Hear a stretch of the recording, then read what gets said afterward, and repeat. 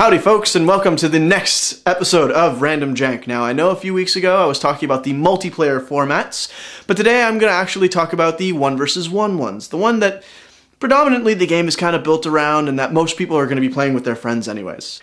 Now, there are two different single-player versions. There's Limited and Constructed. Limited comes in two forms, Draft and Sealed. Sealed is kind of what I did for my very first video, where you get 6 packs, you open it up, and you make the best deck possible with those 6 packs. Draft is something entirely different. You get a group of about 4 to 8 people, you each get handed 3 booster packs. You open up one, you take one card out of it based on whatever the best card is out of that pack, and you pass it to the right. With those 8 people, you're getting a new pack every single time, and eventually your pack is going to come right back around to you. When all the cards are chosen, you open up the next pack, choose one, and pass it to the left instead. That way it kind of mixes things up a little bit. Now, in terms of deck building, it ends up being the same thing as Sealed. You just look at whatever cards you have, and you make the best 40-card deck that you have with lands provided by whatever place that you're playing with. So now we're going to be moving on to the constructed formats. Now, this is where a lot of personal skill has to come into play, because you have to look at a very big pool of cards and only be able to choose 60 of them.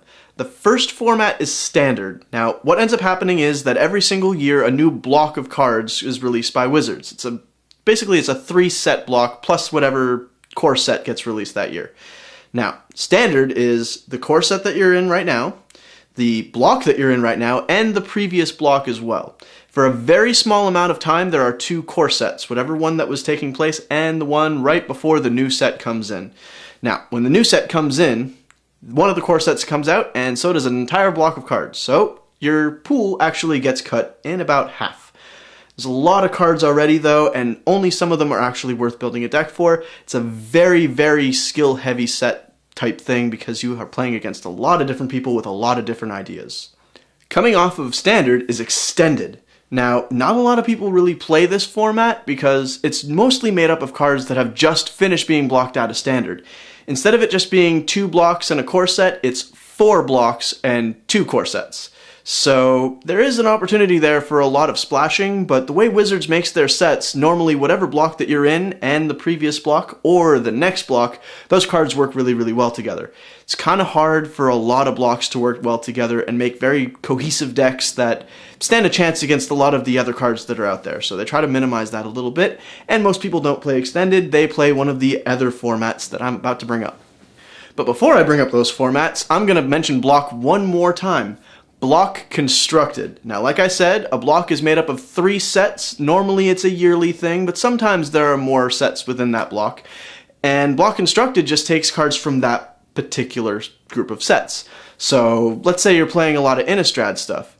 You find your local card store and they have an Innistrad block tournament. So you can only choose cards that are in Innistrad block. You can't choose anything from a core set, you can't choose anything from a previous or the block that's actually out right now, which is Ravnica. It would only be Innistrad. Now, there are very few times where I've actually seen this happen except for in officially sanctioned tournaments. So if you're looking at your local card stores and you're only interested in whatever block is out now, you might want to ask them to see if there's a tournament going by with just that. Otherwise, chances are it's going to be Standard.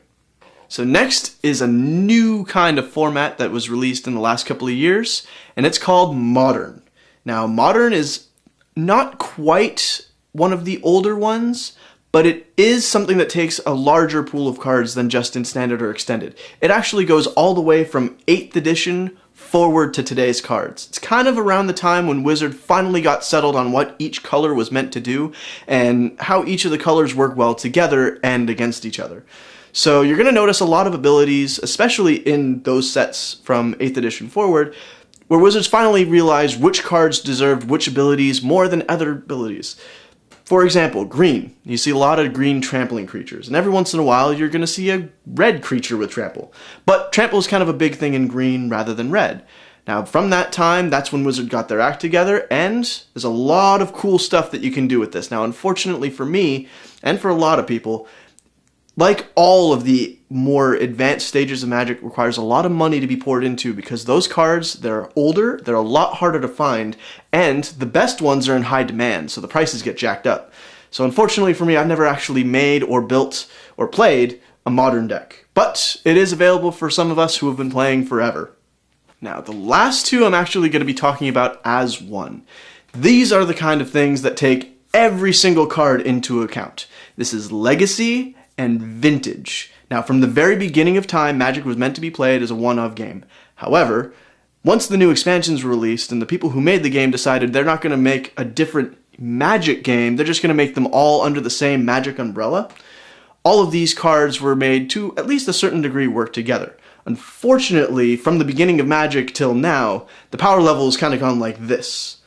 You know, you see a lot of cards these days that are spells that are kind of weaker compared to other things. For example, Lightning Bolt, the red 1-drop that deals 3 damage to any creature or player. Well, nowadays, Wizards kind of decided that was a little bit too strong for a spell, so they add an extra 1 to that cost and made Searing Spear. Same ability, different card, a little bit more expensive to kind of augment the power level. Creatures, on the other hand, have gotten a lot more powerful lately, so you have to talk to Wizards to kind of figure out what's going on there. Now, the main difference between Legacy and Vintage is that Vintage has less cards that are banned, but they are restricted. So instead of some cards being flat out, like, just axed, then you can never use them, Wizards does allow you to use 1 copy of the card. Now, to be fair, if you're going to be making a deck and you want it to be competitive, you want 4 copies of the best cards, just to make sure that you have consistency. So, having it being restricted does help out with the deck not being completely overpowerful, while still actually remaining with the same kind of deck that you want to be playing with. So that's it for me and all the different formats that are 1 versus 1. If you have a specific format that you guys like playing, or if there's even a specific kind of deck that you guys like playing, let me know in the comments below. Be sure to like and share this with all your friends. I love getting the attention, and I will see you next week Friday with another video. It's one of those decks where a lot of creativity comes out, and you have the opportunity to use a lot of cards that work together that weren't necessarily printed around the same time, so you didn't get a chance to see them how they work together. There's only 2 left, and we're going to start off with one of my favorite guilds of all time, Selesnya. Now, this guild is the green and white guild. Their keyword is populate. Now, what it does is it creates